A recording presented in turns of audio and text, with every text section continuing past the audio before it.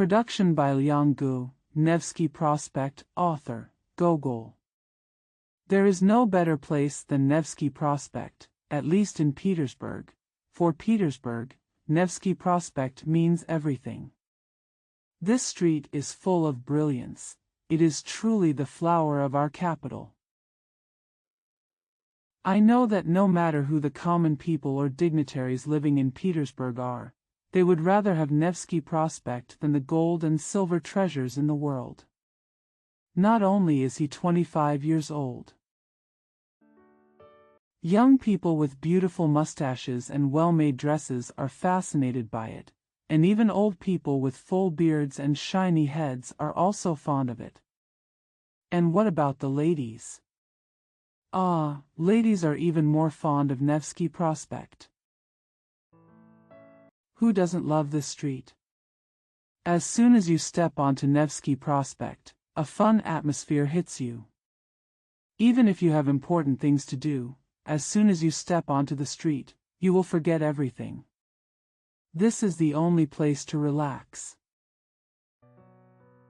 People come here not because of the needs of life, nor because of the benefits and the desire for business and profit that floods the whole city of Petersburg. The people you meet on Nevsky Prospekt do not seem to be like those on Ocean Street, P Street, Cast Iron Street. People in Mining Street and other streets are so selfish. In those places, greed, selfishness, and snobbery are clearly displayed on the faces of people walking and riding in various carriages at high speed. Nevsky Prospekt is the traffic hub of Petersburg. If a person who lives in the Petersburg or Vyborg districts has not visited a friend who lives on the beach or near the Moscow checkpoint for several years, then he can be sure that he will meet each other on Nevsky Prospekt. No matter it is the list of official positions. Neither the information nor the information provided by the information desk is as accurate as Nevsky Prospekt. Nevsky Prospekt can do anything. It was the only pastime in Petersburg, which was starved of entertainment. The sidewalks were swept clean, and my God, what footprints were left on them. A retired veteran wore heavy and dirty leather boots that seemed to crack when he stepped on the granite pavement. A young woman stepped on small and exquisite women's shoes that were as light as smoke, just like sunflowers following the sun. They kept turning their little heads to look at the colorful shop windows. A warrant officer, who was full of hopes of promotion, was holding a clanging saber and scratching a deep mark on the ground. They were all angry at this street. They kept turning their little heads to look at the colorful shop windows. A warrant officer, who was full of hopes of promotion, was holding a clanging saber and scratching a deep mark on the ground. They were all angry at this street. Kick your legs with more or less force. How many rapid and bizarre changes take place in this street in one day? In one day and night, it has experienced so many changes in the world. Let's start early in the morning, at this time. The whole city of Petersburg is filled with the aroma of warm, freshly baked bread. Old women in ragged clothes swarm towards the church and sympathetic passers-by. Nevsky Prospekt was still empty at this time. The stalwart shop owners and their clerks were still asleep in their Dutch shirts, or were scrubbing their noble cheeks with soap and drinking coffee. The beggars gathered in front of the confectionery shop, waiting for the wine boy to come out. Yesterday he was running around the house like a fly carrying cocoa drinks, and now he was bleary-eyed, holding a broom and without a tie, throwing dry and hard pies and leftovers to them.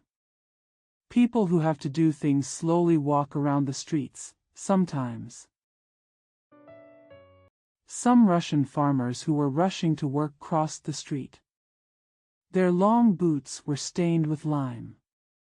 Even if they walked to the Ekaterina Aqueduct, which is famous for its clarity, they could not clean them off. At this moment, it is not convenient for ladies to go out, because Russians like to curse and say rude words that cannot even be heard in the theater.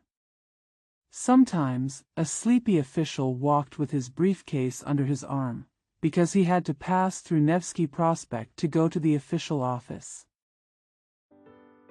It can be safely said that at this hour, that is, before 12 o'clock, no one regards Nevsky Prospekt as an end, but only as a means. It gradually becomes bustling, people have their own things, and everyone has their own things to do. Everyone has their own worries and worries.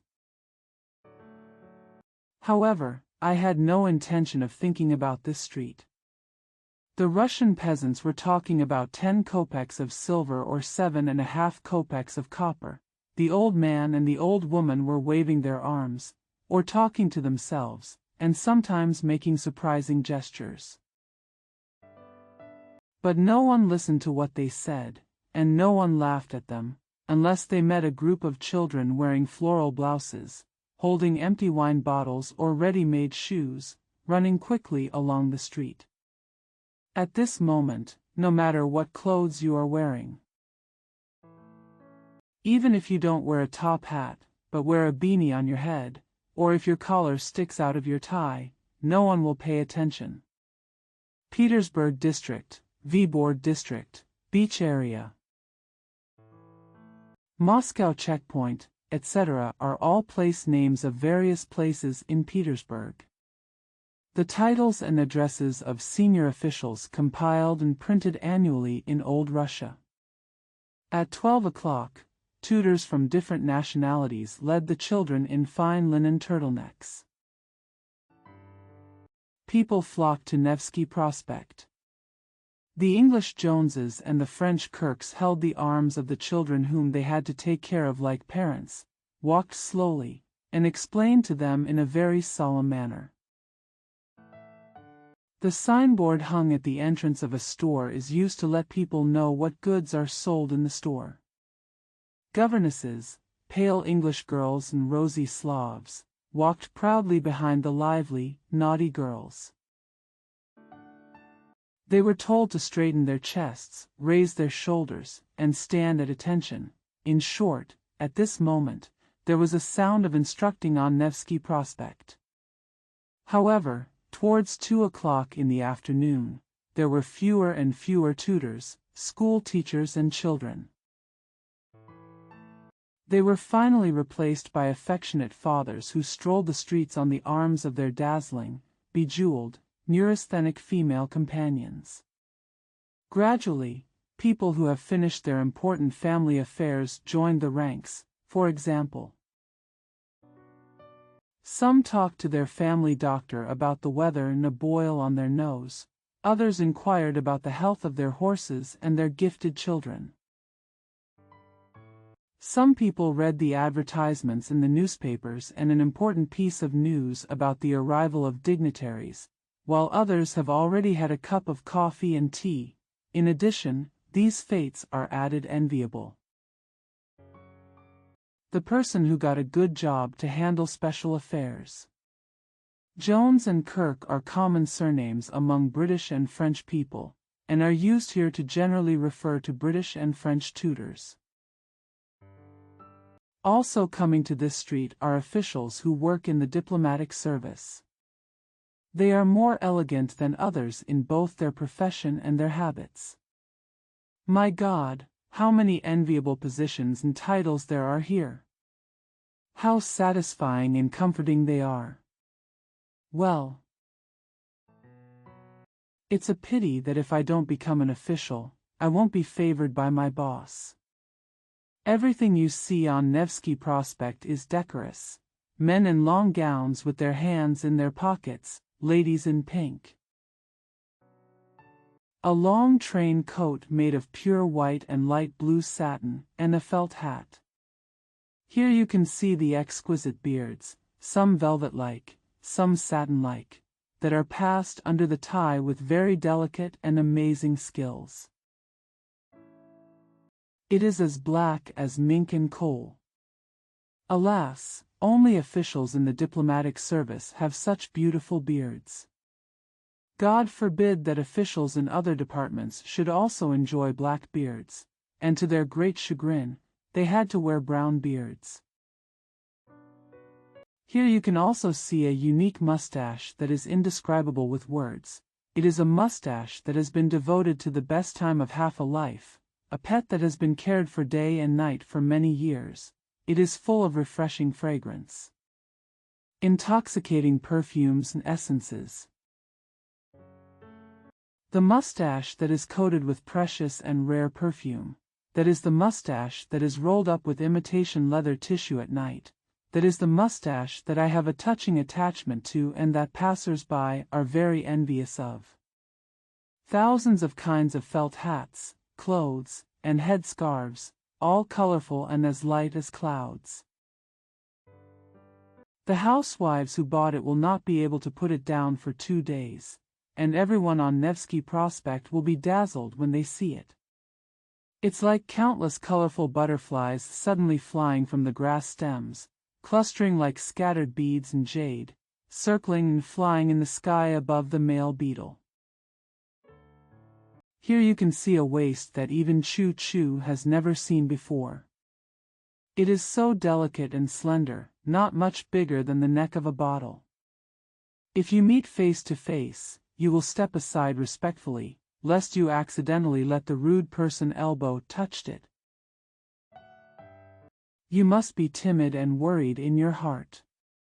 You must not exhale carelessly and destroy the wonderful work of nature and art. What beautiful women's sleeves you can see on Nevsky Prospekt. Oh, so beautiful. They are a bit like 2 balloons. If the lady had not been replaced by a man, she would have suddenly floated into the sky, because lifting the lady into the air is like bringing a glass of champagne to her mouth. Light and casual. You can encounter unique smiles here, which are highly skilled smiles. Some smiles can make your whole body soft with intoxication, and some smiles can make you suddenly feel careless and lower your head. There are smiles that make you feel taller than the spire of the Admiralty building. Here you can see some people chatting about concerts or the weather, but with an elegant air and a dignified air of self-respect. You can see hundreds of incredible people and things here. God! What weird people you can meet on Nevsky Prospekt.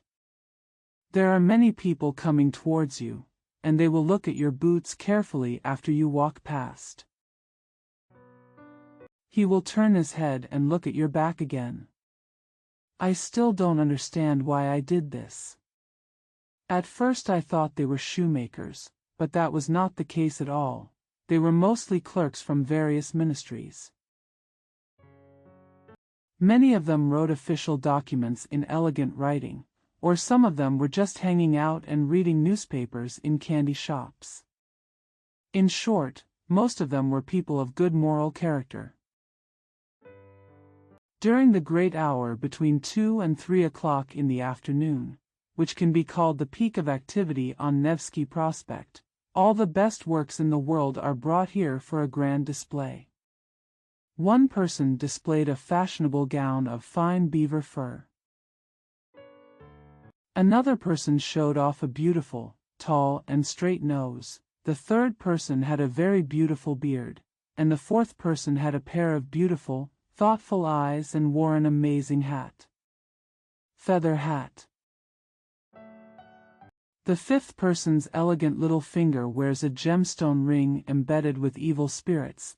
The sixth person's slender feet wear a pair of exquisite and clear women's shoes, and the seventh person wears an amazing and inexplicable tie. The eighth man's mustache is simply breathtaking. However, as soon as 3 o'clock passed, the grand exhibition came to an end and people gradually dispersed. After 3 o'clock, it was another scene. Nevsky Prospekt is like spring coming to the world in the blink of an eye. The streets were filled with officials in green civilian uniforms.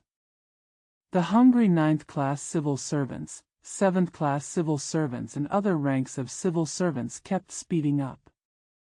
The young 14th, 12th and 10th class civil servants quickly took advantage of this opportunity.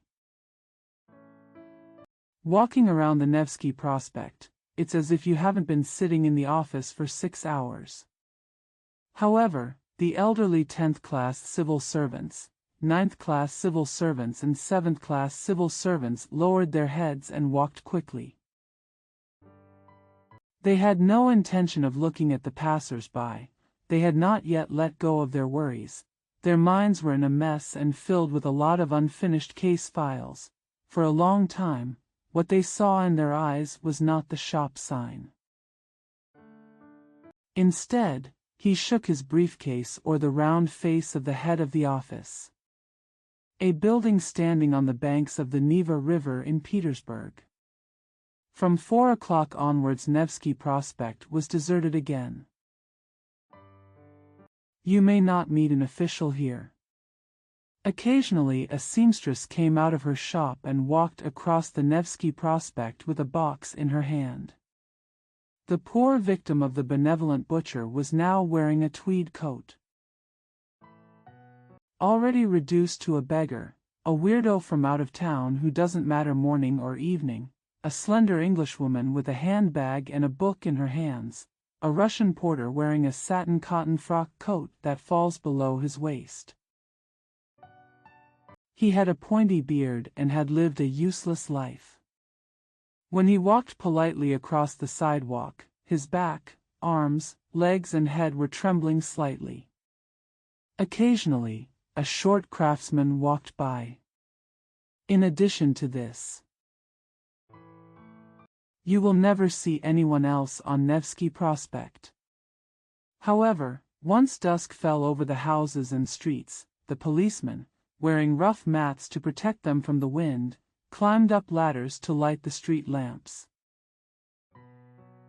When those prints that were afraid to be displayed during the day were displayed from the low windows of the shops, Nevsky Prospekt became active again and began to be bustling. At this time, the mysterious moment arrives. Light gives everything a magical and alluring glow. You can meet many young people, mostly bachelors, wearing warm dresses and coats. At this time, you can feel the existence of a purpose. Or rather, it is the existence of something elusive with a similar purpose. Everyone's footsteps are moving very fast, and they have become quite messy. The long figure flashed frequently on the wall and the road, and the shadow almost reached the police bridge. The young 14th, 12th and 10th class civil servants have been traveling around for a long time, while the older 14th, 9th and 7th class civil servants mostly stay at home, or because they are all wealthy people. Family man. Or because they have a German female cook at home who will cook them good dishes. Here you can again see those venerable old people who used to stroll the Nevsky Prospekt with dignity and grace at 2 o'clock in the afternoon. You can also see them running forward like young 14th class civil servants, in order to peek from under their felt hats at the beauty of a lady they have noticed from afar, her thick rouged lips and eyes. Cheeks make many people who take a walk feel moved. It is especially fascinating for shop assistants, porters, and businessmen in German dress who always hang out in groups arm in arm. Don't be busy. At this time, Lieutenant Pirogov grabbed a young man who was traveling with him and was wearing a tuxedo and cloak and shouted loudly. Did you see it? I saw it, a stunning beauty described by Parasino. Parasino, born between 1445 and 1452, died in 1523, a famous Italian painter. Then who are you talking about? Ah, that's her. The dark-haired woman. What beautiful eyes. Oh my gosh, how beautiful. The whole figure, face shape, it's so beautiful. I'm telling you about the blonde, the one walking behind her. Now that you've caught your eye on the black-haired woman, why don't you go along? Hey, how can that be done? The young man in the tuxedo suddenly blushed with embarrassment and shouted loudly. Just think of her as a woman who makes jokes on Nevsky Prospekt at night. She must be a lady, he sighed and said. The cloak she was wearing alone was worth 80 or 90 rubles. Fool! Cried Pirogov, pushing him hard towards the place where the brightly colored cloak was fluttering. Go, fool, don't miss the opportunity. I went after the blonde. The two friends walked away. I know your thoughts. Pirogov thought to himself with a self-righteous and smug smile. He believed that no beauty could resist his charm. Let's talk about the young man wearing a tuxedo and cape. Stepping forward timidly and fearfully, he walked towards the place where the gorgeous cloak was fluttering in the distance. As the street lamp came closer or further away, the cloak sometimes shone with dazzling light, and sometimes suddenly disappeared into the darkness.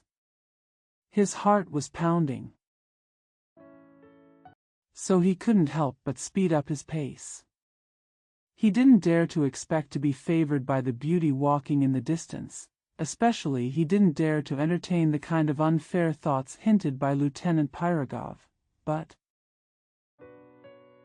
he wanted to see the residence of this extraordinary beauty, because she might have landed on the Nevsky Prospekt from the sky, or she might fly to some other place. He walked as fast as flying, and kept moving those silver beards in the air. The dashing gentleman pushed off from the sidewalk. This young man belonged to a rather strange group of people among us, who are at once citizens of St. Petersburg and characters we see in dreams but who also belong to the real world. This unique class was extremely unusual in a city filled with officials, merchants, and German craftsmen. He is a painter. Isn't this a strange character? A Petersburg painter. A painter from the Northland. A painter of a place where Finns live, where everything is damp, flat, quiet, pale, monotonous, and dim. These painters are not at all as proud as the Italian painters and as passionate as Italy and its sky. On the contrary, most of them are kind. The docile, shy, and optimistic people love their art silently. They only sit in a small room with 2 or 3 friends quietly drinking tea, talking humbly about their favorite topics without asking about other things. He often called an old woman begging to his home and asked her to sit on the 6 or 7 hours to put her pitiful, numb face on canvas. He also painted scenes from his own room, which was filled with all kinds of small painting tools, hands and feet made of plaster that had turned brown with age and dust, a broken painting easel. The bottom-up palette, the friend playing the guitar, the paint-spattered walls and the open windows, from which you can vaguely see the dim Neva River and a few poor fishermen wearing red shirts. Almost all the scenes painted by these painters always have a dark tone, that is the indelible mark of the northern land. Almost all the scenes painted by these painters always have a dark tone, that is the indelible mark of the northern land. Despite this, they always dive into their creations with great joy. They are usually very talented. Once influenced by the fresh wind of Italy, his talents will spread out and bloom like flowers and trees that have been moved from the room into the fresh air. They are always very timid when they see a badge and thick tasseled epaulets. They will feel uncomfortable and involuntarily reduce the price of their own works. They also like to dress up sometimes, but when they dress up, they always feel dazzling, as if they have a patch on their clothes. You can sometimes see them wearing a sophisticated tuxedo and a stained cape, or a valuable velvet vest and a paint-splattered frock coat. This is just like you sometimes see a nature goddess with her head facing down on an unfinished landscape painting. Because he couldn't find the place, he painted on the smeared background of a work he had been concentrating on before. It's like sketching out a sketch. He never looks at you. Even when he looks at you, his eyes are always a bit dazed and uncertain. He does not stare at you with the fierce eagle eyes of a supervisor or the falcon eyes of a cavalry officer. This is because at the same time he has to look at your face and the charm of the plaster statue of Heracles that stands in the room, or a picture that is brewing before his eyes. Therefore, his words often do not match his words. Sometimes the answers are wrong and my mind is in a mess, so I become more timid. The young man we are describing, the painter Piskarev, belongs to this category, shy. Sometimes the answers are wrong and my mind is in a mess, so I become more timid. The young man we are describing, the painter Piskarev, belongs to this category, shy and timid, but with a spark of emotion in his heart. Once the right time comes, it will ignite into a blazing flame. With secret uneasiness, he hurriedly followed the enchanting beauty, seeming to be deeply surprised by his own presumption. His eyes. His thoughts and emotions were focused on the strange girl. She suddenly turned her head and glanced at him. Oh my God, what a charming look! Her dazzling white and very lovely forehead is covered with agate-like hair. A head of wonderfully curly hair. A few strands of hair peeked out from under the felt hat, lightly covering her cheeks that were lightly flushed due to the slight chill in the evening. Her cherry lips were tightly closed, locking a string of the most charming dreams. The aftertaste of childhood memories, the thoughts and silent excitement in front of the bright holy lamp. All of this seemed to be condensed, integrated, and reflected on her two well-proportioned lips. She glanced at Piskarev, and his heart throbbed involuntarily. Her eyes were stern, and someone was following her openly and shamelessly. Her face suddenly showed an expression of irritation.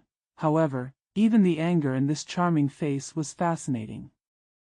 A feeling of shame and timidity hit his heart, and he immediately stopped and lowered his eyes.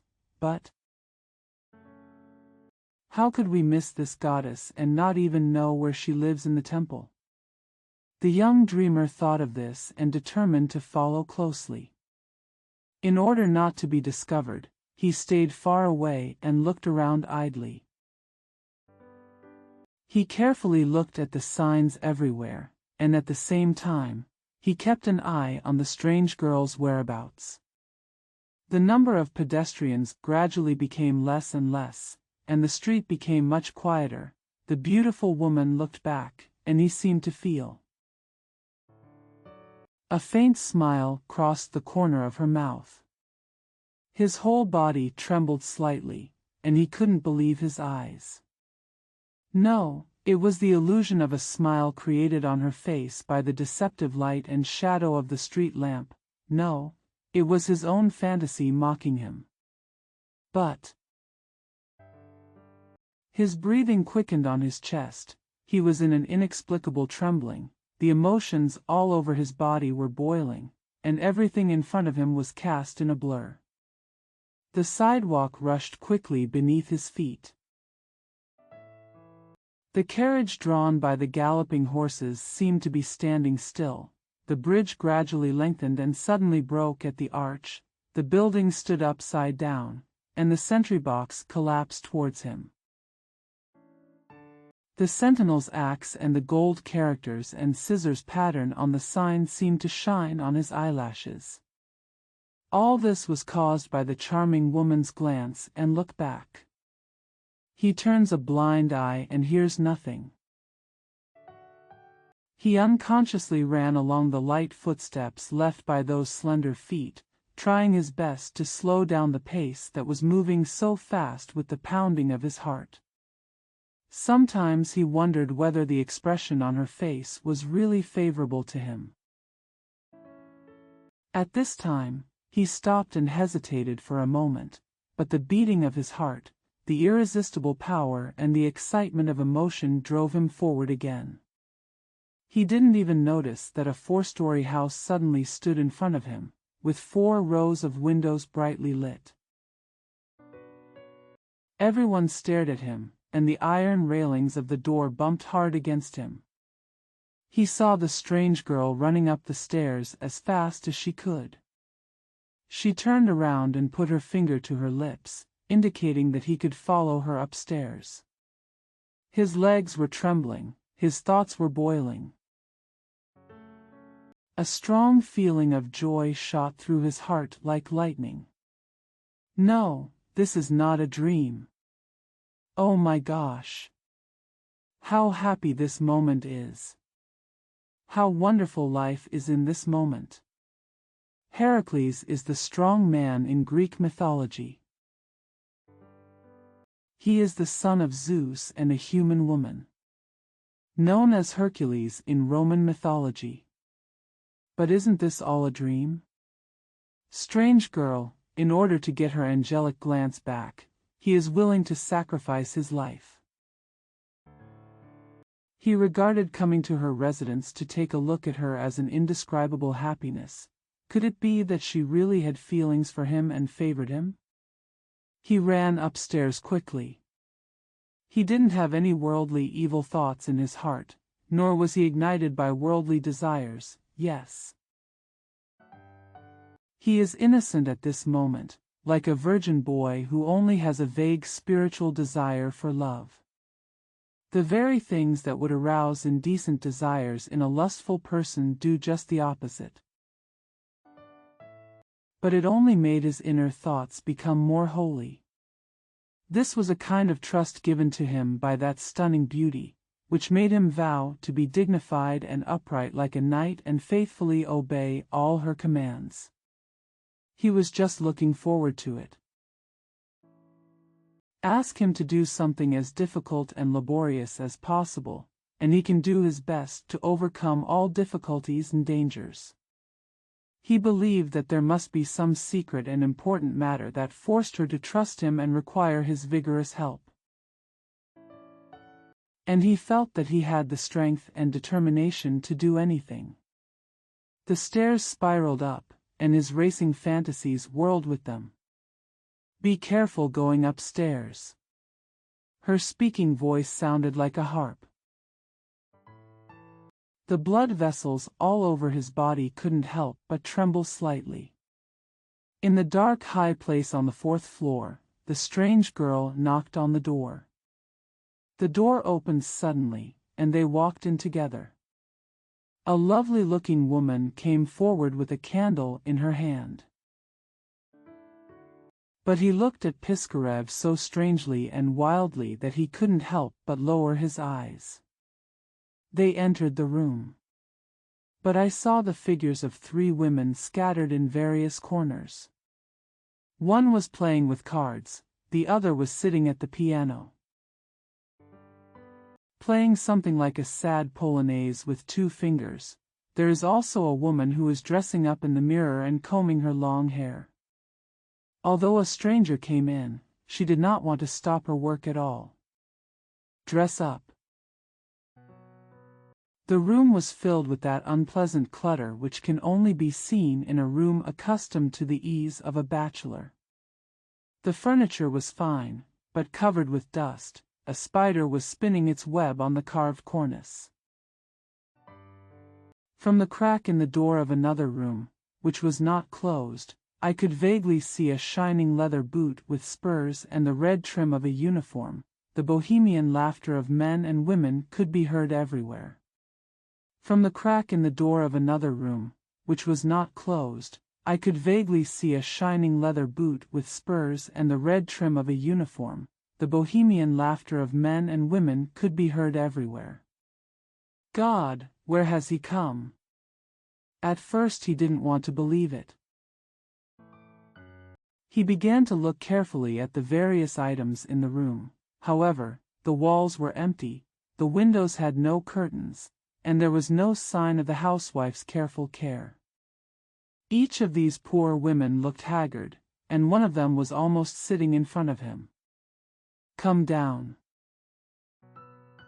Looking at him as casually as one would look at a stain on someone else's clothes, all this convinced him that he had entered into a miserable nymphomaniac, the product of ostentatious civilization and the terrible overcrowding of the capital, a place of filth and evil that it occupies. In this den of whoredom, people blasphemously destroy and ridicule all the pure and sacred things that beautify life, and women, the flower of the world and the crown of creation, turn into a strange and frivolous creature. She lost all her feminine qualities along with the innocence of her soul, and disgustingly acquired the obedience and shamelessness of men, so she was no longer weak, charming, and different from us men.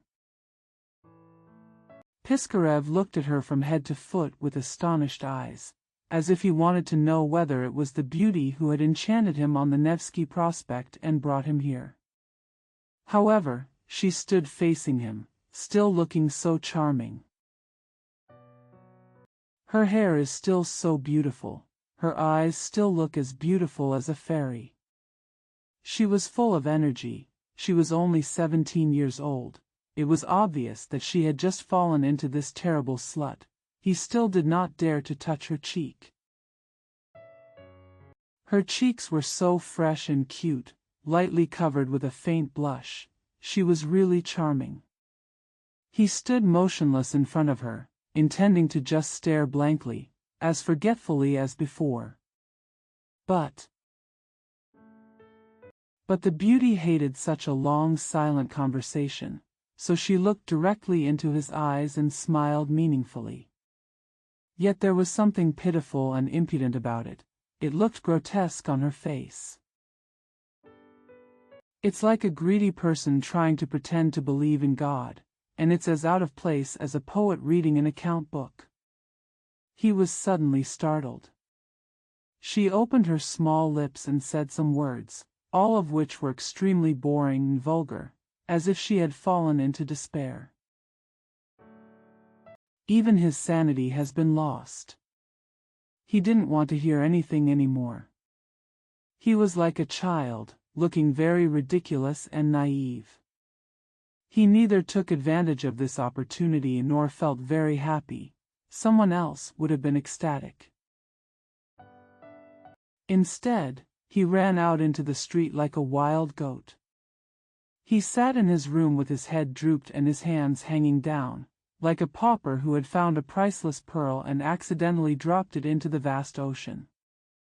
Such a stunning beauty. Where is this beauty of the sky and country? Where? He could say no more.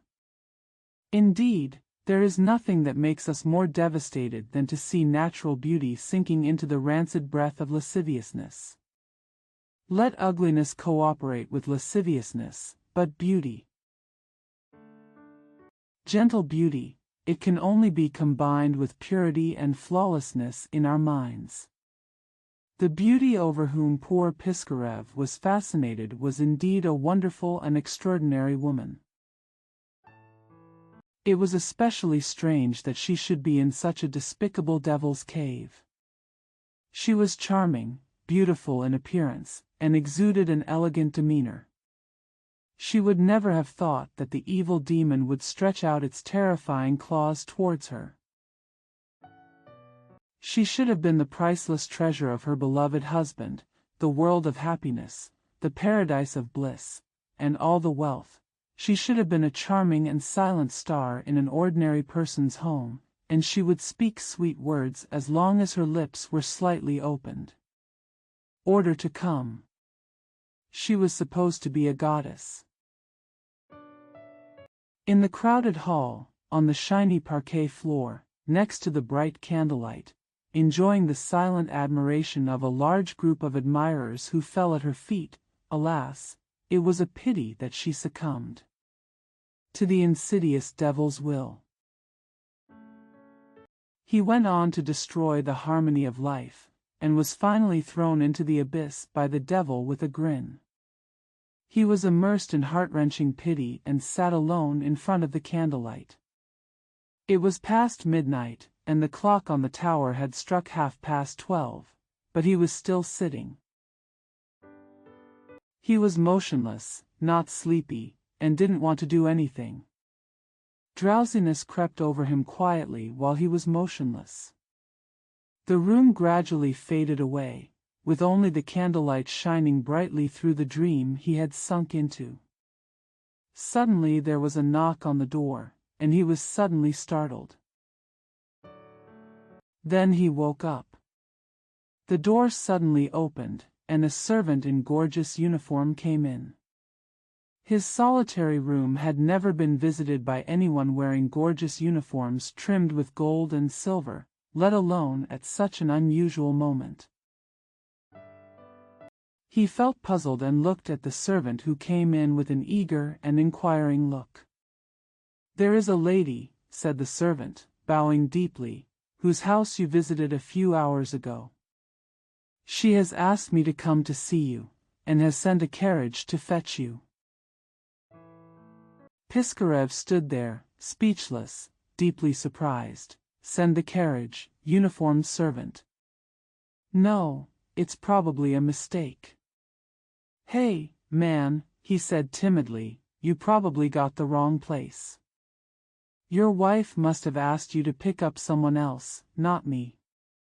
"No, sir. I wasn't mistaken. Didn't you send our wife all the way back to the 4th floor of the house on Cast Iron Street?" Yes." "Well, please go quickly. My wife must see you, and I must ask you to go right away." Piskarev ran downstairs. Sure enough, there was a carriage parked in the yard. He got into the carriage, and the door slammed shut. The stones on the road rattled under the wheels and horses' hooves. Brightly lit houses and bright signs flashed past the windows one by one. Piskarev thought about it all the way and didn't know how to explain this bizarre thing. The private house, the carriage, the gorgeously dressed servants. He could not compare all these to the room on the 4th floor. The dusty windows harmonize with the out-of-tune piano. The dusty windows harmonize with the out-of-tune piano. The carriage stopped in front of the brightly lit gate, and he couldn't help being stunned. The carriages were lined up, the drivers were talking to each other, the windows were brightly lit, and music was playing one after another. Servants in gorgeous uniforms helped him out of the car and took him respectfully to the front hall, where marble columns stood towering. The doorman wore a gold-embroidered uniform, and cloaks and leather coats were piled everywhere, creating a dazzling scene. Lights. The suspended staircase, surrounded by glittering railings and filled with perfume, leads to the upper floor. He went upstairs and entered the first hall. When he saw the bustling scene, he was so frightened that he stepped back. The colorful costumes of the people made him squirm. He felt as if the devil had crushed the whole world into pieces and mixed the pieces together inexplicably and chaotically. He felt as if the devil had crushed the whole world into pieces and mixed the pieces together inexplicably and chaotically. The ladies' shining shoulders, black tuxedos, chandeliers, various lampstands, and flying gauze. The gossamer ribbons and the double bass peeking out from the ornate bandstand railings, all of this made him dazzling. He suddenly saw so many respectable old and middle-aged men with badges on their tailcoats. He saw so many ladies walking lightly, proudly and gracefully on the parquet floor or sitting in rows. He heard so many French and English words, and the young men in black tailcoats seemed elegant manner. Whether speaking or being silent, they look solemn, do not say a word of gossip, tell jokes solemnly, smile humbly, wear beautiful beards, and deftly stretch out a pair of beautiful hands to arrange their ties. The ladies are graceful. Immersed in a state of complacency and intoxication, with his charming eyes lowered, it was really. However, Piskarev looked submissive, leaning anxiously against a column, looking at a loss. At this time, the crowd gathered around a group of dancing people. They were wrapped in transparent tulle woven in Paris and wore clothes as thin as clouds, dancing quickly. They stretched out their shining feet and stepped on the parquet floor casually, making them even more elegant than if they were not even touching the ground. However, one of them was extraordinary, dressed in a particularly pretty and dazzling way. Her entire attire was fashionable and had an indescribable beauty, and it seemed that this was not a deliberate pursuit on her part, but a natural outcome. She looked casually at the crowd of spectators. As if intentionally or unintentionally, her charming long eyelashes lowered inadvertently. When the slight shadow covered her charming forehead the moment she lowered her head, her fair and dazzling face became particularly eye-catching. Piskarev pushed the crowd away with all his strength. He wanted to take a closer look. However, it was a pity that a big head with a full head of black curly hair blocked her from time to time, and the crowd trapped him in the middle, unable to move forward or retreat, and he was afraid of being accidentally pushed. He wanted to take a closer look.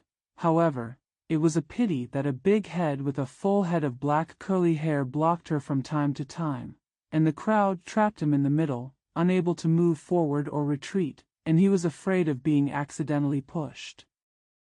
Officials such as third-class civil servants. But he finally squeezed to the front, took a look at his clothes, and wanted to tidy up a bit more decently. Oh my God, what's going on? What he was wearing was a formal coat, and it was stained with paint. He left in such a hurry that he forgot to change into more decent clothes. He couldn't help lowering his head. His face suddenly turned red to the roots of his ears. He really wanted to find a crack in the ground to hide, but there was nowhere to hide. The young attendants in gorgeous clothes blocked him behind like a wall. He was already planning to stay far away from the beauty with the charming forehead and eyelashes. He raised his eyes in alarm, wondering if she was looking at him. Oh my God! She was standing right in front of her, but what was going on? What's going on? It's her! He practically shouted. Yes, it was her, the girl she met on Nevsky Prospekt and escorted her back to her residence. At this time, she raised her eyelashes slightly and glanced at everyone with bright eyes. Oh my! How beautiful! He stopped here and couldn't even breathe. She glanced around, and everyone was vying to get her attention, but she looked sleepy and indifferent, and quickly looked away, facing Piskarev. Ah, heaven on earth! A world of bliss! God, give him the strength to endure all this. Life will leave him, and he will destroy and kill his own soul. She made a hint, not a gesture, not a nod, not. Her enchanting eyes revealed a subtle and vague expression, conveying this signal. No one could detect it, but he saw it and understood it. A dance lasted for a long time. The tired music seemed to be about to rest. Suddenly the loud voice rose again. The scream was harsh, and there was a loud roar. Finally the song ended. She sat down, her breasts heaving and quivering under the light gauze. One of her delicate hands, gosh, what a delicate hand, fell on her knees, holding the light clothes underneath her.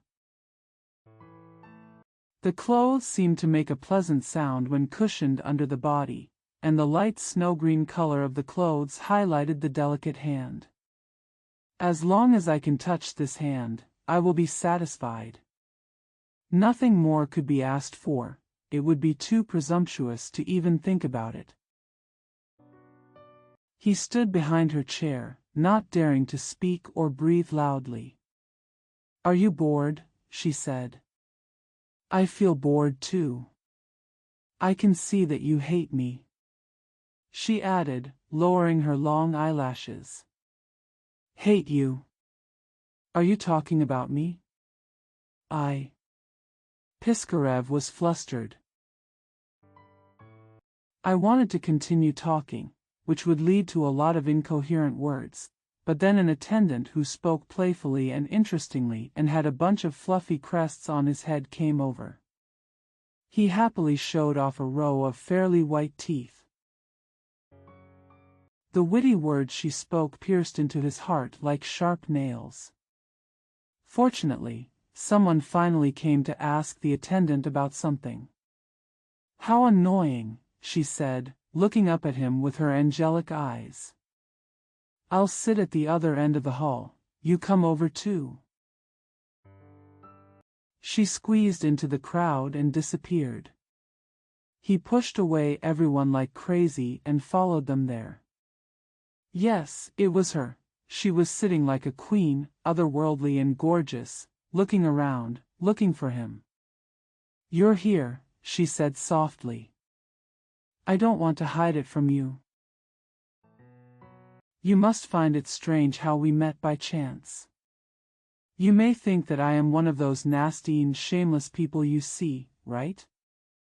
You may think my behavior is strange, but I can tell you a secret," she said, gazing into his eyes.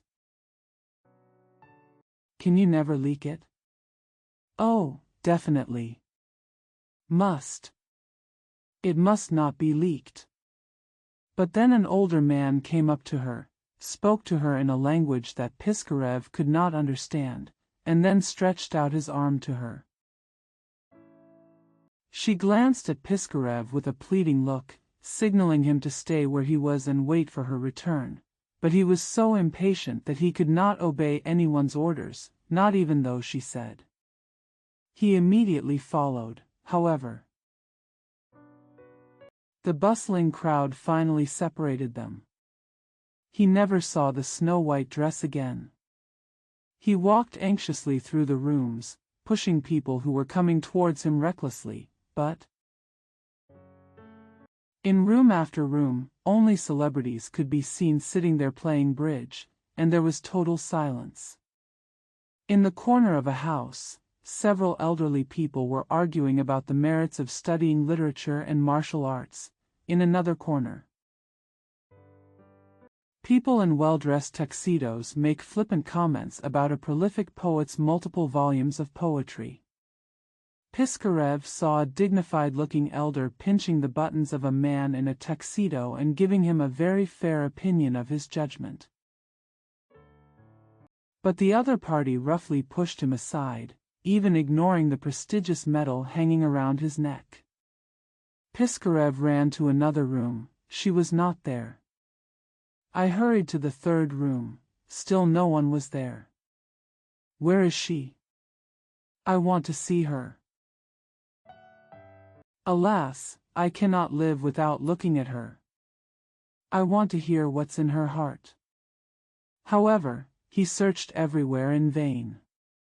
He was restless and exhausted.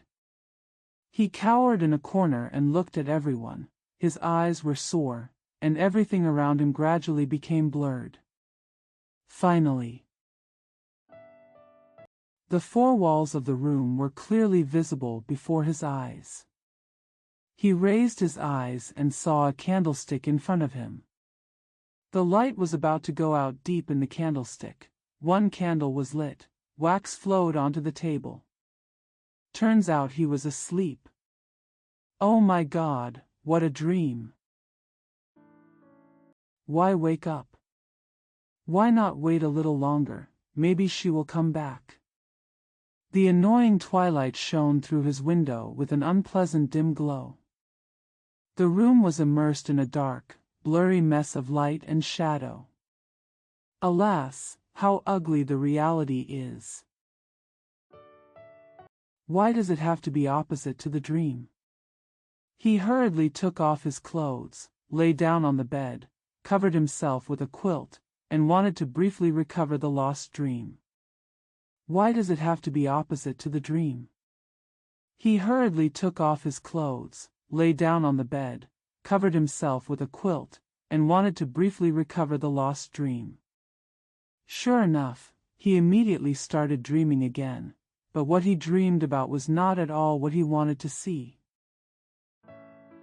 One moment Pirogov came with a pipe in his mouth, the next he saw the gatekeeper of the Academy of Fine Arts, the next he met a fourth-class civil servant, the next he dreamed of the head of a Finnish woman he had painted a portrait of, and so on and so forth. Of dreams. He slept until noon, still trying to fall asleep again, but she never appeared again. How I long for her to show off her unparalleled beauty for a moment. How I long for her light steps to clatter for a moment again. How he longed for her bare arms, as smooth as the white snow in the sky, to flash before his eyes again. He lifted up the quilt, forgot about everything, and sat there in frustration and despair, focusing only on recalling the lost dream.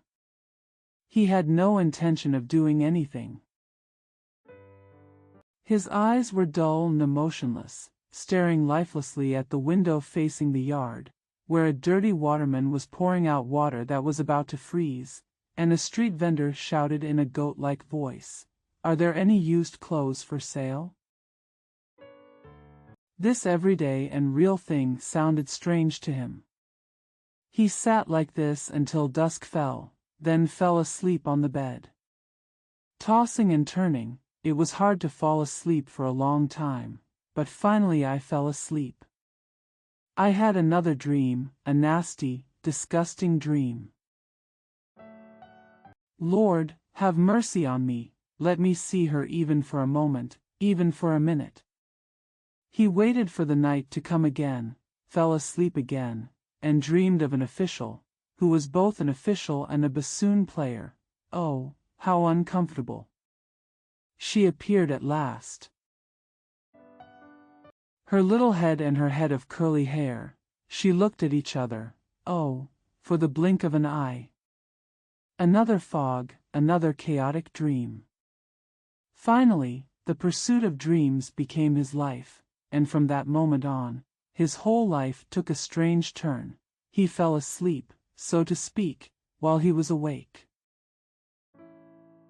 Sleepless in dreams. If someone saw him sitting silently at an empty table or walking along the street, they would think that he was a sleepwalker or someone ruined by alcohol. His eyes were blank and lost.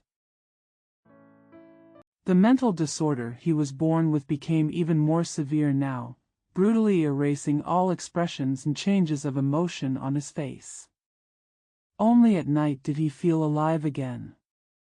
This situation drained his energy, and in the end he couldn't dream anymore. This turned out to be his greatest pain. In order to save the only thing he owned, he tried every means to regain his dream.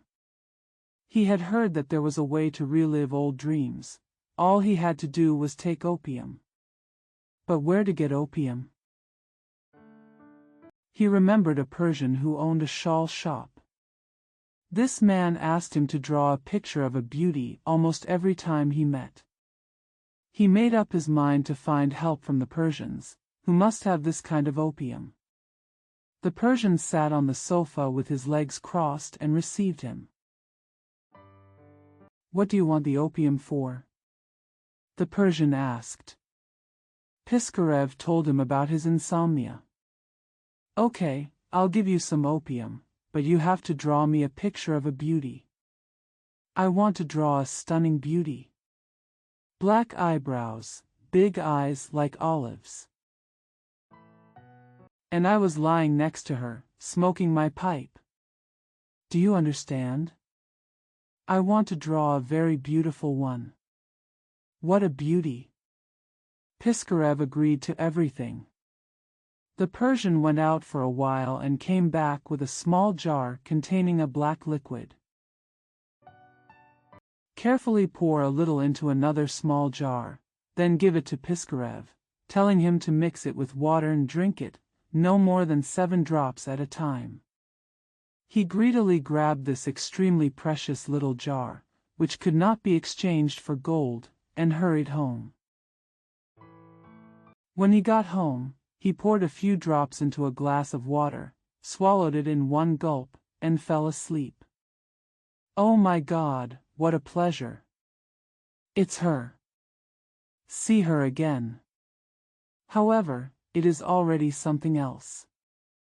Ah, she sat leaning against the window of the bright cottage. How charming! Her dress is so simple and unpretentious that it can arouse the poet's reverie. The hairstyle on her head, gosh, how simple it was, and how it matched the whole person. The short triangular headscarf was draped lightly around her straight neck.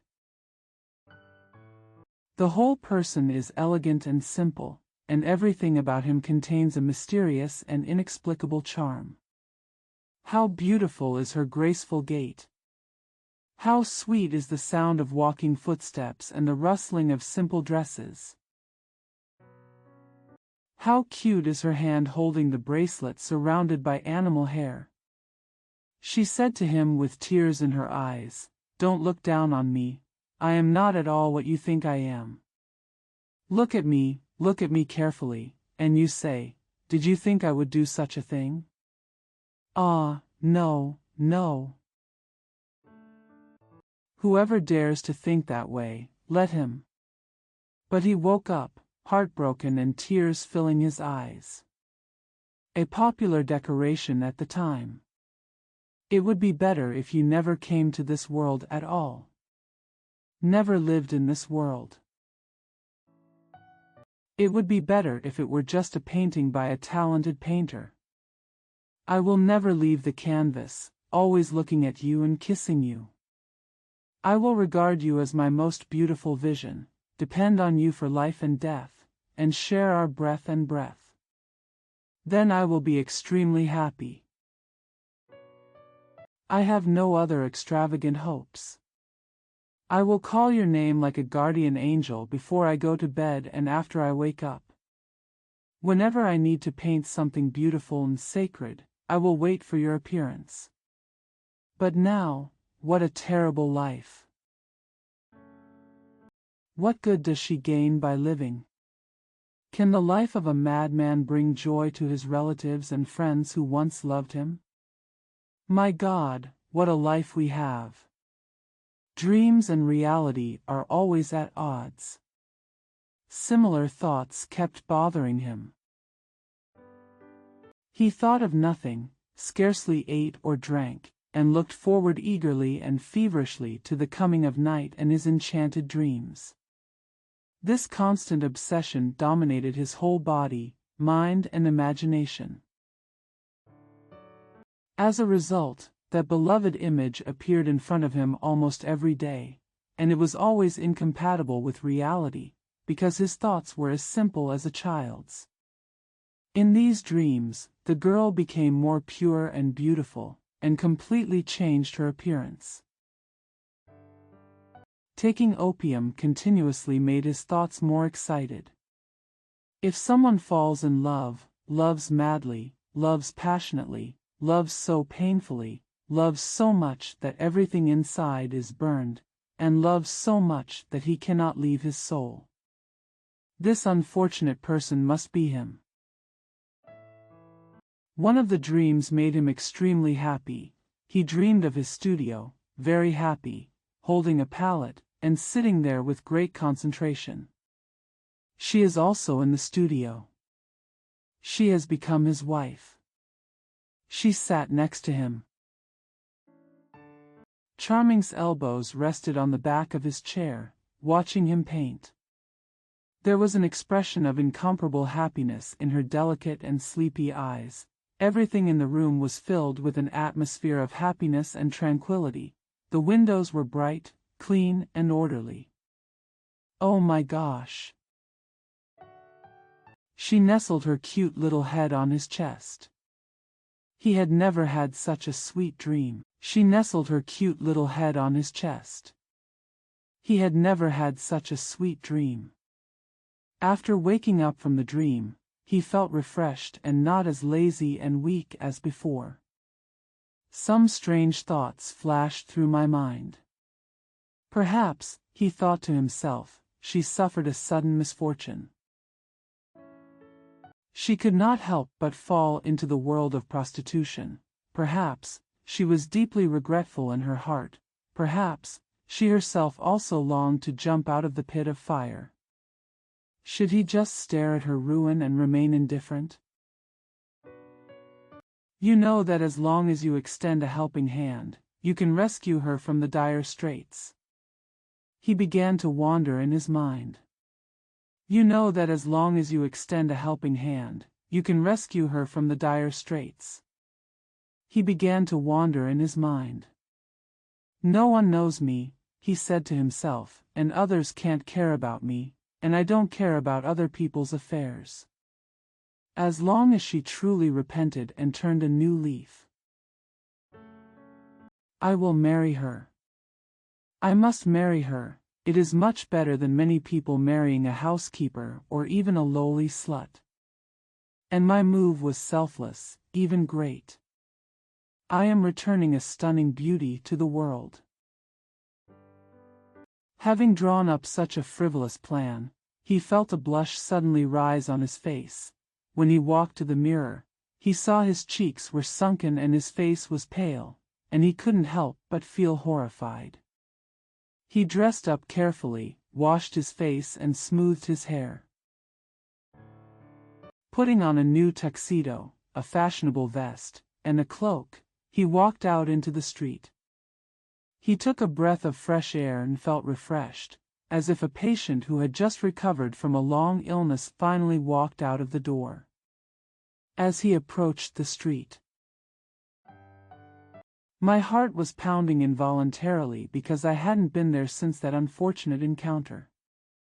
He looked for the house for a long time. He seemed unable to remember it. I walked up and down the street twice, not knowing which house to stop at. Finally, he thought one of the houses looked a bit like it. So, I quickly ran upstairs and knocked on the door.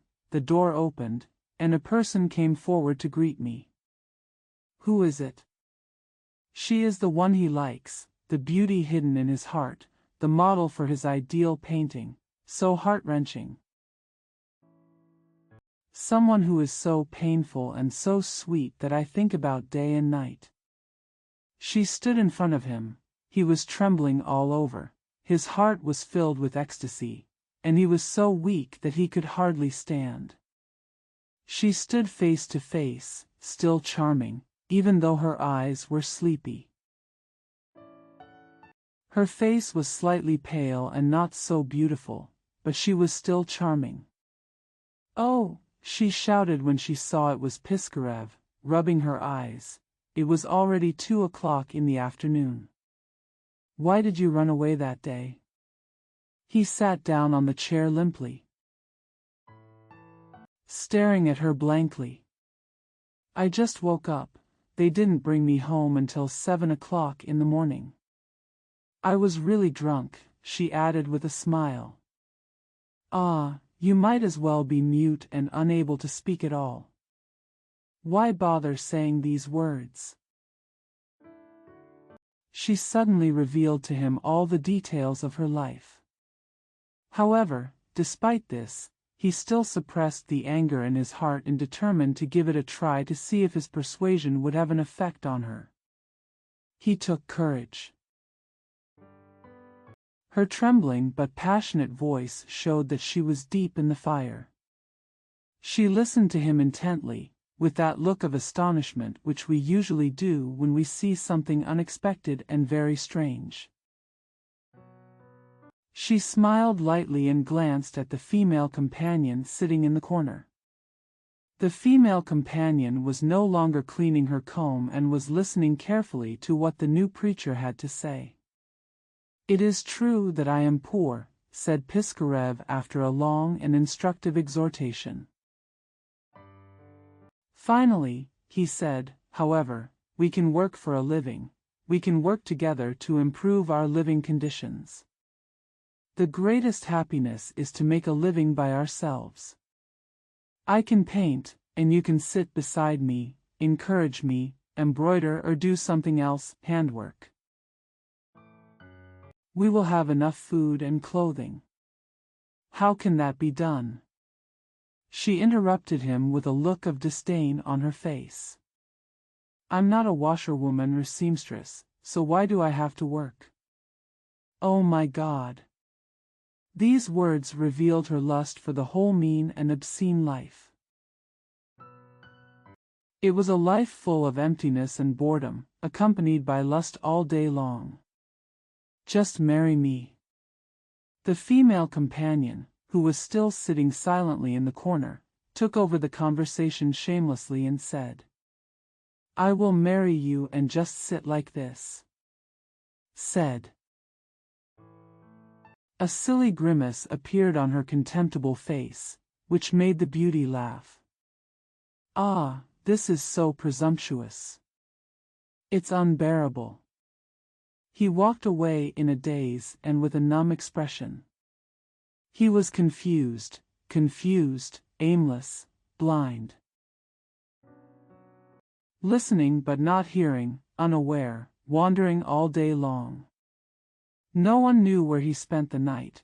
It was only the next day that he returned to his residence with a vague subconscious, looking haggard, looking terrible, and with disheveled hair.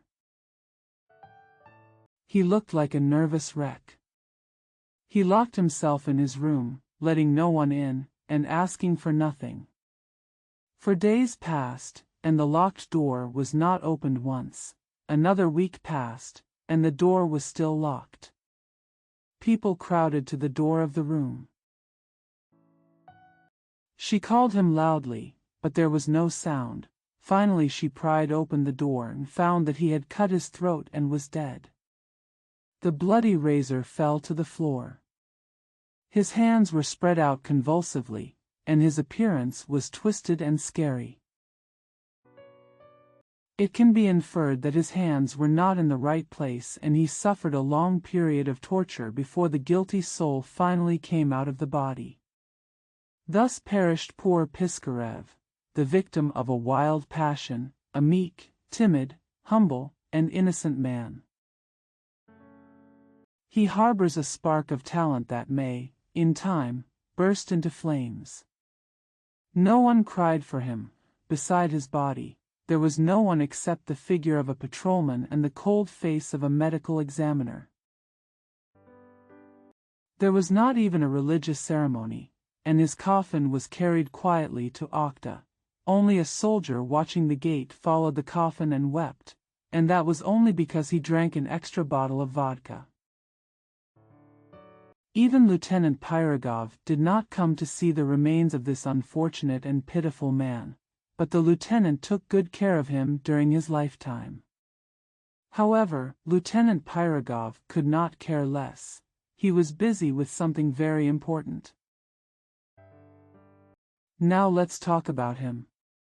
I don't like to meet corpses and dead people. When a long funeral procession crosses the road I am walking on, and a disabled soldier dressed like a mendicant monk walks past, sniffing snuff with his left hand and holding a torch in his right hand, I always feel quite awkward. As long as I see the ornately decorated coffin and the coffin covered with velvet cloth, I can't help but feel helpless. However, when I see the carriage pulling the red coffin of the poor man with no cover. When I happened to meet a female beggar at a crossroads and followed her slowly because she had nothing to do, my helpless mood was mixed with a bit of sadness. We seem to have talked about the place where Pirogov broke up with poor Piskarev and hurriedly chased the blonde. This blonde is a lithe girl with a pretty face. She would stop for a while in front of each shop, looking at the wide belts, triangular headscarves, earrings, gloves and other exquisite accessories displayed in the window, twisting her body, looking here and there, and looking back frequently. Baby, you can't escape from my grasp, Pirogov said very confidently, continuing to pursue him, raising the collar of his coat to cover his face, so as not to embarrass his acquaintances. At this point, it might as well let the readers understand what kind of character Pirogov is. But before talking about what kind of person Pirogov is, let's talk about the social circle to which Pirogov belongs. There were some officers there, who formed a middle class of society in Petersburg. You can always meet one of these people at a party or banquet held by a fifth or fourth class civil servant who climbed up the ladder after 40 years of bleak business. Several girls with pale faces, as dull as Petersburg, some of them have missed their prime dates, the tea table. Pianos, house dances, all of these are always inseparable from a man wearing tassels shining in the lights, and he is always surrounded by virtuous blondes and brothers or relatives in black tuxedos middle. It is difficult to make these quiet girls happy and laugh. If you really want to do this, it is difficult to say that it is difficult, but it is not difficult at all to say that it is not difficult. Don't speak too profoundly or too comically. Just add a little bit of trivia here and there that women love to hear. At this point, I would like to do justice to the gentlemen mentioned above. They have a special ability to make these eclipsed beauties laugh when they listen to them. Shouting and laughing, one after another, oh, stop talking. I'm so embarrassed, it's making people laugh to death.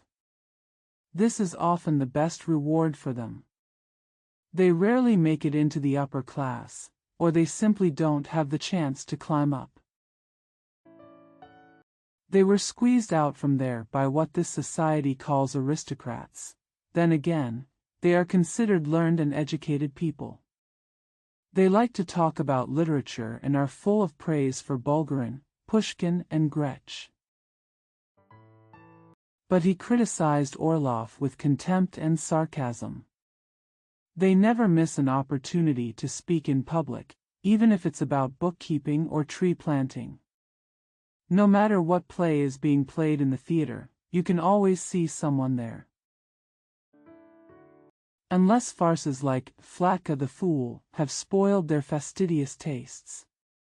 They are regular visitors to the theater and bring a lot of money to the theater owners. They especially like to insert some beautiful verses into the play. They also like to cheer loudly for the actors. Many of them taught in public schools or tutored students to apply for public schools. They finally saved a sum of money to buy a two-wheeled carriage and a pair of horses. So, their circle of acquaintances became wider and wider. They were finally able to marry the daughter of a merchant who could play the piano. Their circle of acquaintances became wider and wider. They were finally able to marry the daughter of a merchant who could play the piano, brought about 100,000 rubles in cash as a dowry, and connected with a large number of bearded relatives. But they must at least reach the rank of colonel to receive this honor.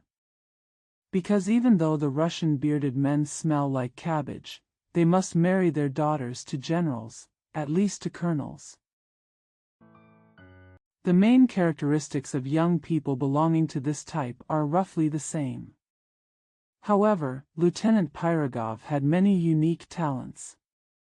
He recited verses from Dmitri Donskoy and Smart Mistakes to the ears. There is also a special ability to blow out more than 10 connected smoke rings from the pipe at once. He was very funny when telling jokes, saying that there was a big difference between a mountain cannon and a unicorn cannon. However, it is not easy to enumerate the talents that fate bestowed upon Pirogov. He liked to comment on actresses and dancers, but not in the harsh way a young warrant officer would talk about them. He was very satisfied with the rank he had just been promoted to. Although sometimes he would lie on the sofa and say repeatedly, "Alas! Alas! It's all nonsense, it's all nonsense. So what if I become a lieutenant?" However, he secretly felt very happy because of getting this new title. He always implies this in a roundabout way when talking to people.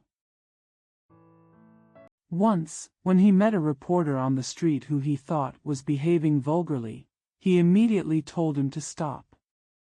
He only said a few very sharp words to let the other person understand that the person standing in front of him was a lieutenant, not other junior officers. At this time, there happened to be two good-looking ladies passing by, and he spoke particularly eloquently. Pirogov has always been enthusiastic about arty style and has repeatedly encouraged the painter Piskarev, however. This may be because he longed to see a portrait of himself in heroic proportions. Enough has been said about Pirogov's character. It is difficult to enumerate all the virtues of an excellent person, the more carefully you look at them. The more new features you will discover, then describing them one by one will be endless. François Bulgarin, 1789–1859, Russian writer, founder of the reactionary publication Northern Bee. A.S. Pushkin, 1799–1837, a great Russian poet and writer. New York Gretsch, 1787–1867, who co-founded Northern Bee with Bulgarin, was a very popular literati at that time. A. Orlov was the author of vulgar novels with low taste at that time. It is a tragedy written by the playwright Vladimir Ozerov, 1769–1816. It was a popular and mediocre work at the time.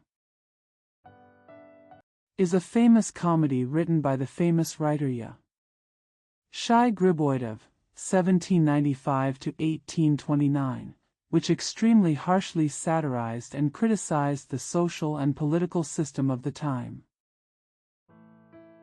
Moreover, Pirogov has been chasing after the strange girl, asking her this and that from time to time, while she responded to him stiffly, wordlessly, and vaguely. They walked through the dim gate of Kazan Cathedral and turned into Pingmin Street. It was a street lined with tobacco shops and stalls, where German craftsmen and Finnish women gathered. The blonde trotted and briskly entered the door of a dirty house. Pirogov followed. She ran up the dark and narrow stairs. Entering a room, Pirogov also squeezed in boldly. He was in a large room with dark walls and smoke hanging from the ceiling. On the table lies a pile of screws, bench tools, a shiny coffee pot and candlesticks. The floor was strewn with copper and iron filings. Pirogov immediately guessed that this was a craftsman's home. The strange woman walked into a side door again. He thought for a moment, but, following Russian rules, decided to move forward. He entered that room. It was nothing like the room he had just seen. It was clean and tidy, indicating that the owner here was a German. He was stunned at the very strange sight before him. Sitting in front of him was Schiller. It is not Schiller, the writer who wrote William Tell and History of the 30 Years' War, but Schiller, the famous craftsman who welded iron kettles in Pingman Street. Standing next to Schiller is Hoffmann, nor the writer Hoffmann. It was a good shoemaker from Officerstrasse and Schiller's good friend Hoffmann. Schiller was drunk, sitting on a chair, stamping his feet, and talking excitedly about something. Pirogov didn't think there was anything strange about it. What struck him deeply was the strange posture of these two people.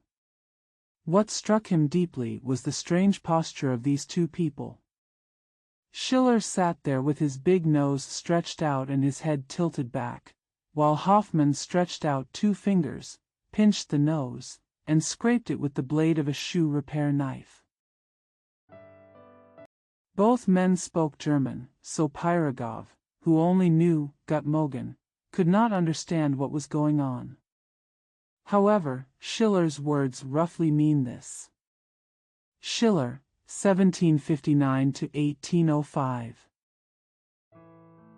Famous German poet and playwright.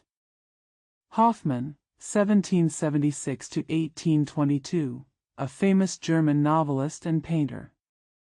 German, good morning. I don't want it anymore, I don't want a nose, he said, waving his arms. My nose alone consumes 3 pounds of snuff every month.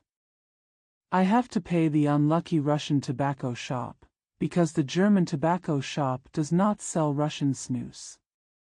I pay the unlucky Russian tobacco shop 40 kopecks per pound, that is 1 ruble and 20 kopecks a month. 12 months is 14 rubles and 40 kopecks. Do you understand, my friend Hoffmann? A bare nose costs 14 rubles and 40 kopecks. On holidays I have to smell rabbi, because I don't want to smell bad Russian snus on holidays. 2 pounds of rabbi tobacco a year costs 2 rubles a pound. 6 plus 14, the cigarette money alone is 20 rubles and 40 kopecks. This is blackmail. Let me ask you, my friend Hoffmann, isn't it? I am a German from the Principality of Swabia. I have a king in Germany. I don't want a nose. Cut it off. Here, my nose. 1 Russian pound is equal to 409.5 grams. Schiller was drunk, and his words did not match his words. He said that 2 pounds of Robbie cigarettes are worth 4 rubles. Said to be 6 rubles. A German principality in the Middle Ages. If Lieutenant Pirogov hadn't suddenly barged in, there is no doubt that Hoffmann would have cut off his nose regardless of what happened, because he had already taken the knife, just like cutting off the sole of a shoe. Schiller was very unhappy. Suddenly an uninvited stranger broke in and interfered with his business at an inappropriate time. Although he drank beer and liquor and became drunk. I also know that it is not decent to look like this and do such a thing in front of outsiders.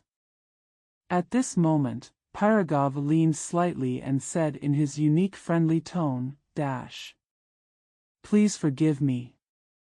Get out. Schiller replied in a drawl. In this way. Pirogov was at a loss.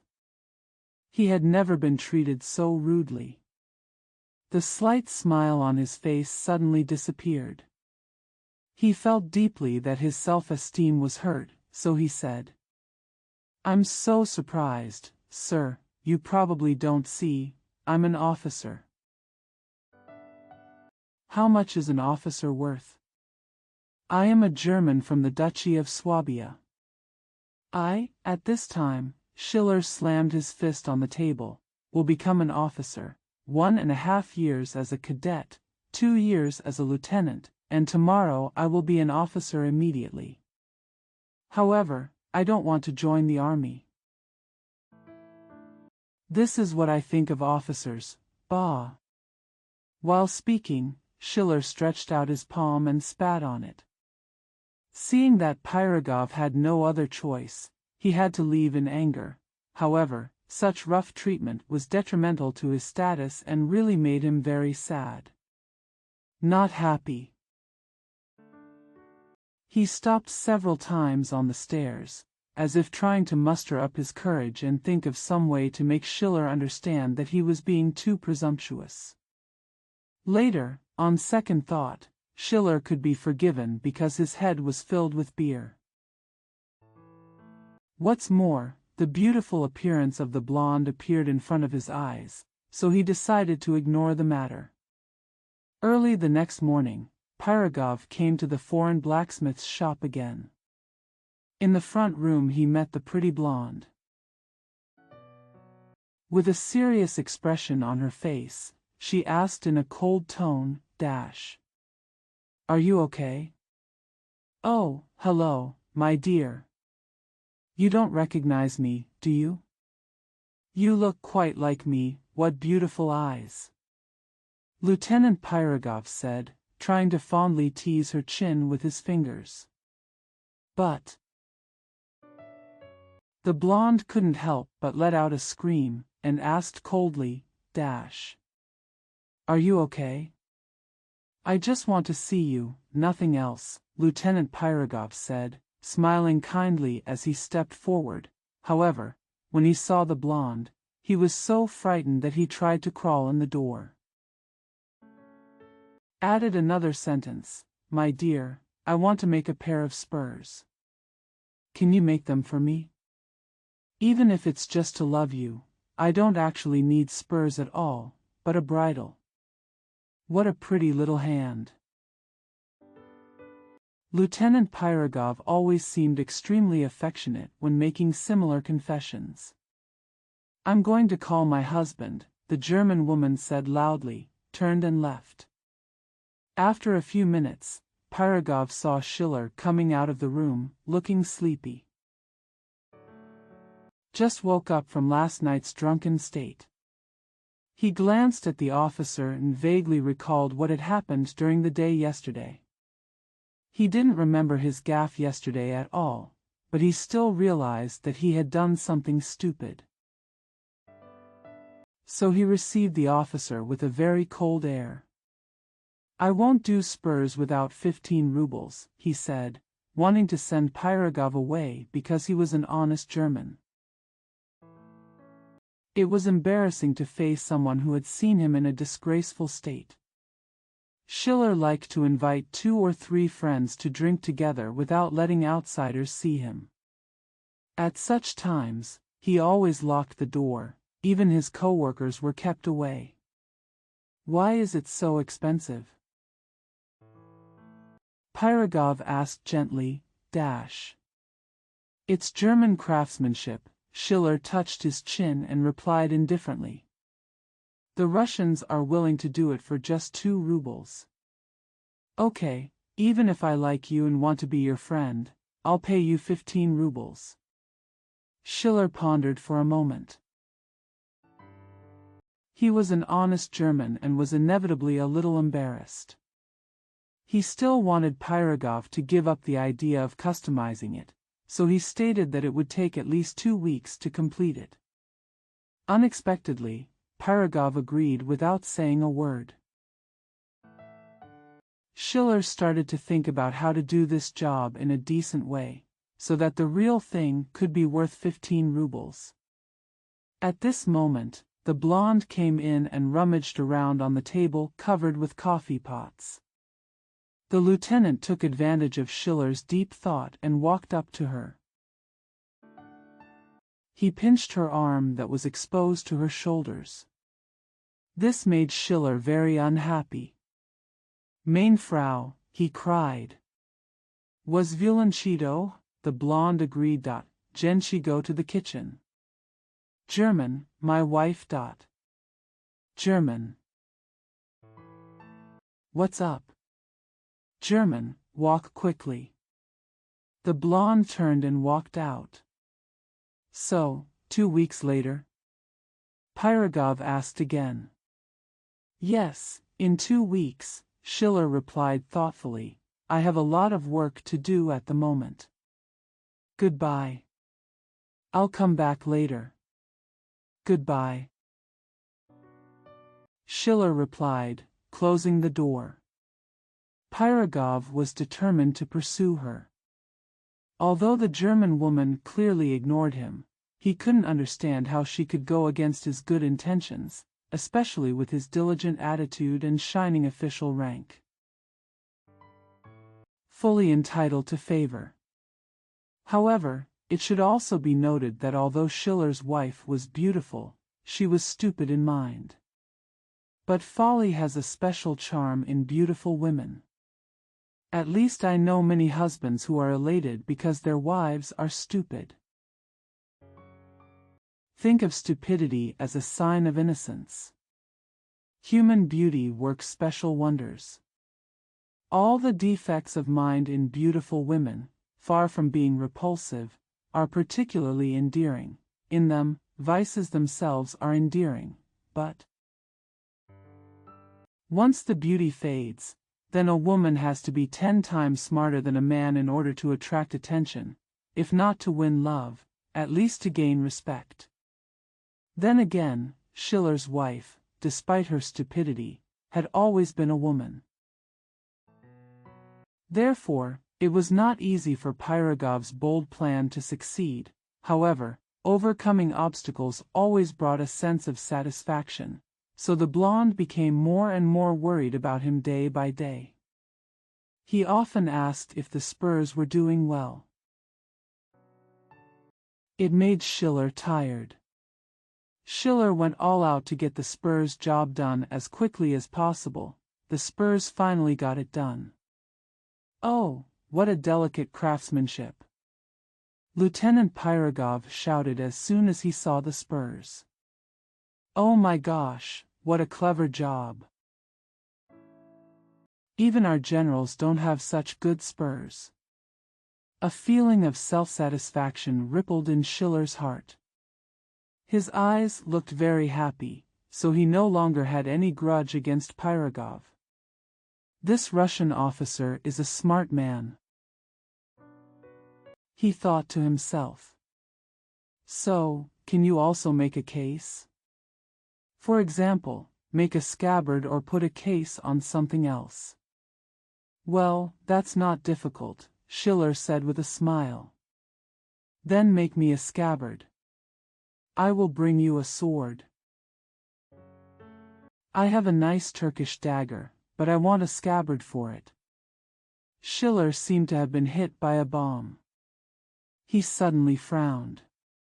It's terrible, he thought to himself, mentally scolding himself for taking this job. He felt that it would be dishonorable to refuse to do it after he said it. Besides, the Russian officer had praised his skills.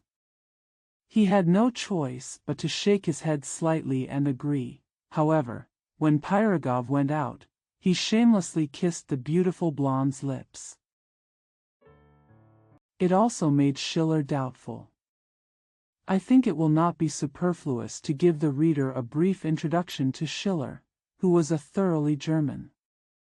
Since the age of 20, that is, from the time when Russians were still living SOSO life. He arranged his whole life in an orderly manner and made no exceptions under any circumstances. He stipulates to get up at 7 o'clock, have lunch at 2 o'clock in the afternoon, do everything on time, and get drunk every Sunday. He was determined to spend 10 years accumulating 50,000 rubles in capital, which he had to abide by unswervingly and unchangeably as he was destined to do, because instead of trying to persuade the Germans to change their oath. It's better to persuade officials and not to poke their heads in to see the boss's concierge.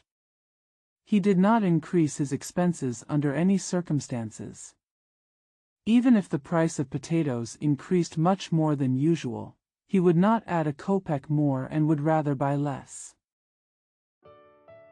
Although he was inevitably hungry sometimes, he could still endure it.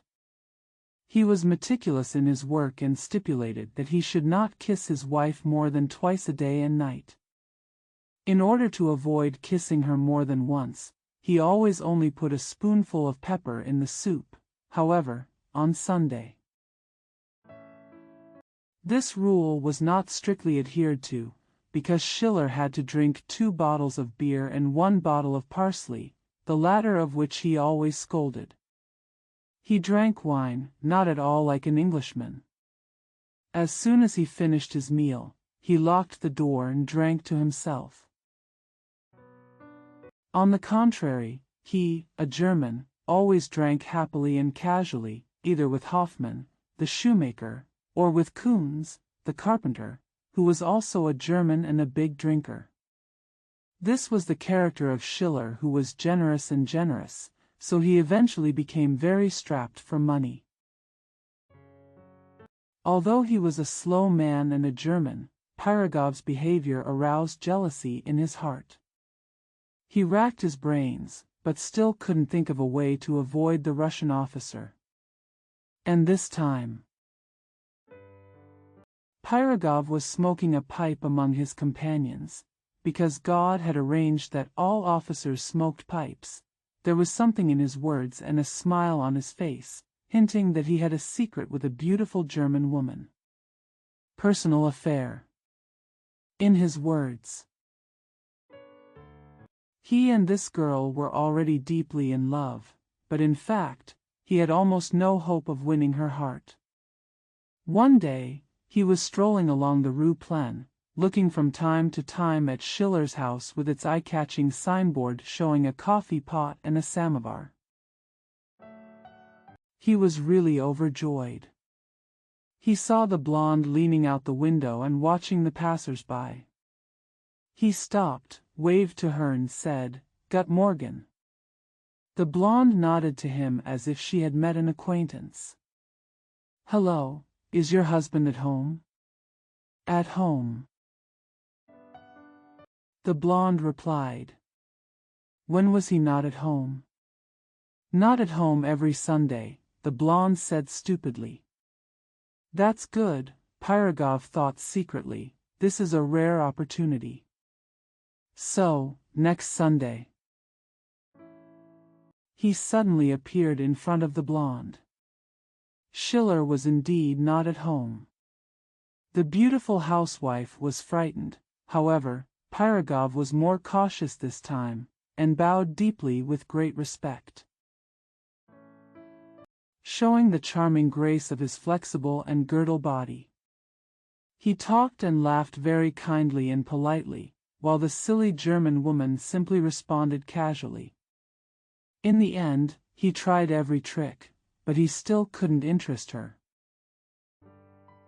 He proposed to her to dance. The German woman agreed immediately. Because all German women love to dance. Pyrogov was full of hope now. Firstly, it would bring her pleasure. Secondly, it would show his agility and dexterity. Thirdly, when dancing, he could get very close to her and hug the beautiful German woman's waist in order to gain an advantage. In short, he was sure that this would be an immediate success. He began to dance a kind of gavotte, because he knew that dealing with a German woman was a step-by-step process. The beautiful German woman walked to the center of the room and raised a charming slender foot.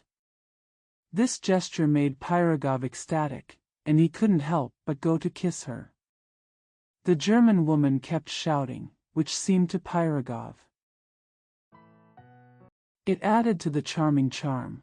He kissed her wildly again and again. Suddenly, the door opened sharply, and Schiller walked in with Hoffmann and the carpenter Kuntz. The three respectable craftsmen were all very drunk. A French slow dance. However, I leave it to the reader to imagine how indignant and annoyed Schiller would have been. "Shameless," he shouted angrily, "how dare you kiss my wife? You are a scumbag, not a Russian officer. Damn you. My friend Hoffmann, I am a German, not a Russian pig." Hoffmann nodded in agreement. I don't want to be a cuckold. My friend Hoffmann, grab him by the collar and throw him out. I don't want to see him, he continued, waving his arms vigorously. His face turned as red as his red woolen waistcoat. "I have lived in Petersburg for 8 years. My mother is in Swabia, my uncle is in Nuremberg. I am a German, not a beef. Tell him to get out, my friend Hoffmann. Grab him by the hands and feet. My buddy Kuntz." Then 3 Germans grabbed Pyrogov's hands and feet. He struggled in vain for a while. These 3 craftsmen were the strongest among the Germans living in Petersburg. This I was very rude to him once. Without being polite, I honestly can't find the right words to describe this deplorable experience. I am convinced that Schiller must have spent the next day in fear, trembling all over, waiting for the police to come at any time. As long as what happened yesterday can disappear like a dream, he would rather spend money to eliminate disaster. However, what has happened is irreversible. Pyrogov's indignation and rage are beyond description. Just think of that embarrassing humiliation. He became mad with rage. He considered Schiller to be whipped and banished to Siberia as the lightest punishment. He hurried home so that he could dress neatly and go directly to report to the general. The lawless atrocities of a few German craftsmen are highlighted. He wanted to submit a submission to the staff headquarters immediately. If the General Staff Headquarters fails to punish the case effectively, it will appeal directly to the Inner Government Office, or else it will be appealed to Datian. However, this case was a bit strange and went unsolved. He turned into a candy store, ate 2 layered snacks, read the news published in the Northern Bee, and when he walked out, he was already tired. So angry. Besides, it's already dusk. It was cool and pleasant, and he happened to take a walk on the Nevsky Prospekt. By 9 o'clock, he had calmed down and felt that it would not be appropriate to disturb the general on Sunday, not to mention that the general must be invited to be a guest somewhere. So he then set off to attend a party at the home of a prosecutor, where a group of civil and military officials were gathering. He spent the evening there happily, and stole the show by dancing the mazurka, which not only enthralled his female partners, and it also made the male dance partners admire it. A Polish folk dance that was quite popular at the time. Our world is really full of wonders. And it also made the male dance partners admire it. A Polish folk dance that was quite popular at the time. Our world is really full of wonders. The day before yesterday, I was walking on Nevsky Prospekt, thinking of these 2 anecdotes, and thinking to myself, how strangely and inexplicably fate plays tricks upon us. When have we ever gotten what we expected? How have we ever achieved goals that seemed within our reach? everything backfired. Destiny bestows upon a man a very fine horse. But he let them drive around in a car indifferently, without any pity for their outstanding fitness, while another man loved horses, but could only walk on foot. When I walked by, I could only marvel. Some people have a good chef at home, but it's a pity that they only have a small mouth, and they can't swallow 2 small pieces of meat, while another person's mouth is as big as the arch of the General Staff headquarters, but it's a pity that he can only eat a German meal made of potatoes. Meal life. How strangely fate plays tricks on us. However, the strangest thing is what happened on Nevsky Prospekt. Oh, don't believe this Nevsky Prospekt. When I walk through the street, I always wrap my cloak tightly. Pay no attention to the things that come your way. Everything is a scam, everything is a dream, everything is duplicitous. Do you think the gentleman strolling in the exquisite dress is rich? That's not the case at all.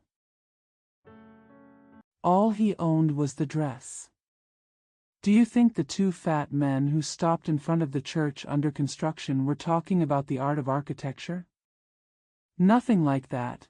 What they were chatting about was 2 crows crouching face to face. Do you think the enthusiastic guy waving his arms was talking about his wife throwing a ballpoint pen out of the window at an unknown officer? Not at all, he was talking about Lafayette. Do you think the enthusiastic guy waving his arms was talking about his wife throwing a ballpoint pen out of the window at an unknown officer? Not at all, he was talking about Lafayette. You thought those ladies, but ladies are the least trustworthy. It's better to avoid looking in store windows.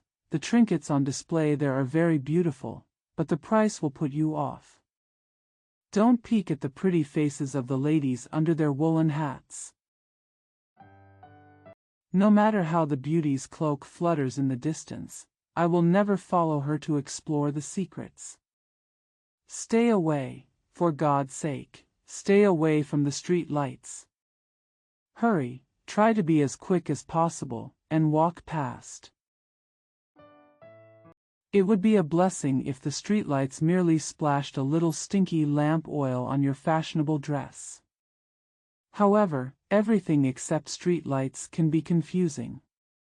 This Nevsky Prospekt is always pretending to be deceptive. When the thick night falls, making the white and light yellow walls of thousands of houses stand out particularly clearly, when the whole city roars and lights shine, countless carriages rush from various bridges, leading the driver shouted repeatedly. This is especially true when the horse is jumping frequently, when the devil himself lights the lamp in order to put a mask on everything. 1835. Refers to a large building